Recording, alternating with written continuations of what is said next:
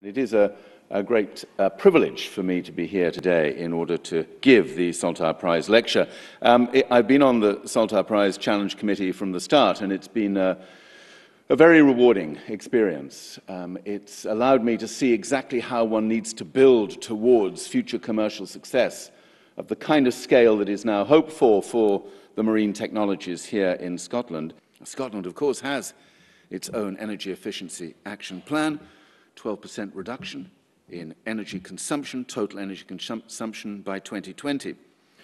Route Map 2020, which obviously now is the document that we can all refer to in this regard, is a hugely encouraging and significant strategy for Scotland. It's part, of course, of the overall energy strategy for Scotland, part of the overall economic strategy for Scotland, but in itself, it speaks to an ambition level that I think is very appropriate. Renewable output equivalent to 100% of electricity consumption in Scotland. So far as I can tell, there doesn't seem to be another EU country that has made that kind of threshold of ambition level for itself.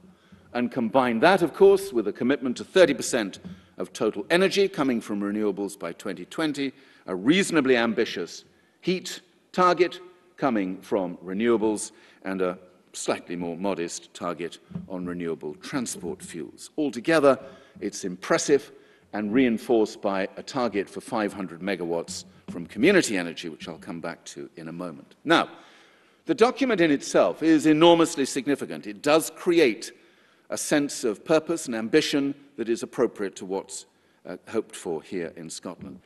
So my first point is that this route map has to make the case about jobs, skills, real people employed in real value-adding jobs, permanent jobs over time. And secondly, as I think is done really well in the route map, it has to emphasize the importance of community energy. As I said, a target for 500 megawatts may not sound hugely ambitious, but actually in comparison to what else is going on in the UK, this is really significant. And the fact that we now have something like 800 community groups involved in Scotland in one way or another in community-based schemes, coordinated by Community Energy Scotland, is fascinating. There are significant barriers. We know that the costs of many of these technologies have still got to be driven down, particularly offshore wind, tidal stream, and wave power.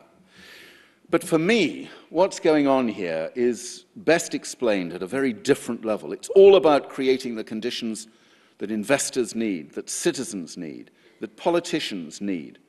Because we have to, of course, remember that politicians come and go in a democracy, and we have to bed this in such a way that it is proof against change of government.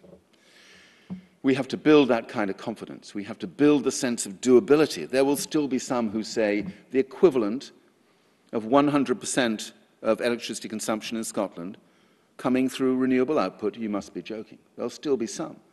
We have to be able to take on those naysayers and confront them with the reality of what these investments look like. This is the most extraordinary transition. We have to transition out of an industrial civilization based almost entirely on the use of stored solar energy in the form of fossil fuels, coal, oil, and gas. We have to transition away from that to a world based almost entirely on incoming real-time solar energy, not the stored stuff, the real-time stuff. And we've maybe got 20, 30 years to effect that transition. It is a startling prospect that we have to undertake. But to share that with people, to enable people to get a sense of the ambition level associated with that, is essentially what this conference is all about. And of course, to celebrate the role that Scotland's industry will play in that incredible transition process. Thank you very much.